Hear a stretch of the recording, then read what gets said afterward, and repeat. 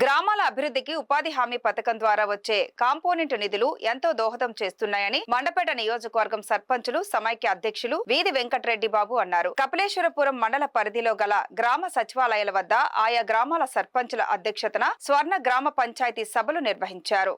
మండల కేంద్రం కపిలేశ్వరపురం, కేదార్లంక, కోరుమిల్లి, అంగర, వల్లూరు, వెదురుమూడి, కండ్రిక, మాచర గ్రామాల సచివాలయముల వద్ద ఆయా గ్రామాల సర్పంచులు శాఖ శ్రీనివాస్, వీధి వెంకటరెడ్డి బాబు, ఆచంట సత్యనారాయణ, వాసా కోటేశ్వరరావు, దాసి మీనాకుమారి, చోడే రామతులసి, తిరునాది ఆదిలక్ష్మి, వాసంశెట్టి సునీతలు ఈ గ్రామ సభలకు అధ్యక్షత వహించారు.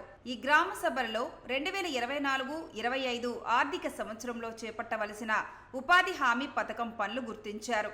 ఈ సందర్భంగా వారు మాట్లాడుతూ ఎన్డీఏ కూటమి ప్రభుత్వం పంచాయతీలకు రావాల్సిన నిధులు నేరుగా జమ చేయడంతో సర్పంచులకు ఆర్థిక వెసులుబాటు కలిగించిందని కొనియాడారు.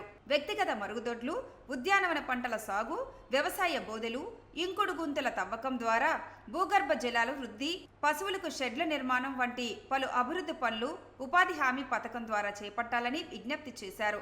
ఈ గ్రామ సభల్లో నోడల్ అధికారులు, సచివాలయం కార్యదర్శులు, సచివాలయం ఇంజనీరింగ్ సిబ్బంది, ఫీల్డ్ అసిస్టెంట్లు, ఉపాధి కూలీలు పాల్గొన్నారు. పార్టీలకు అతీతంగా నాయకులు అందరూ కలిసిమెలిసి ఉండి మన గ్రామాన్ని అన్ని విధాల అభివృద్ధి పథకంలో ముందుకు తీసుకొస్తారని కోరుకుంటున్నాను. ఎందుకంటే మనం ఏ ఊరు వెళ్ళినా ఆ ఊరి ఎంట్రన్స్ తెలుస్తుంది, ఊరు ఎలా ఉన్నది, ఏంటి, రోడ్లు, డ్రైన్లు, ఊరు ఎంత పరిశుభ్రంగా ఉన్నది అనేది ప్రతి ఒక్కరికి తెలుస్తుంది.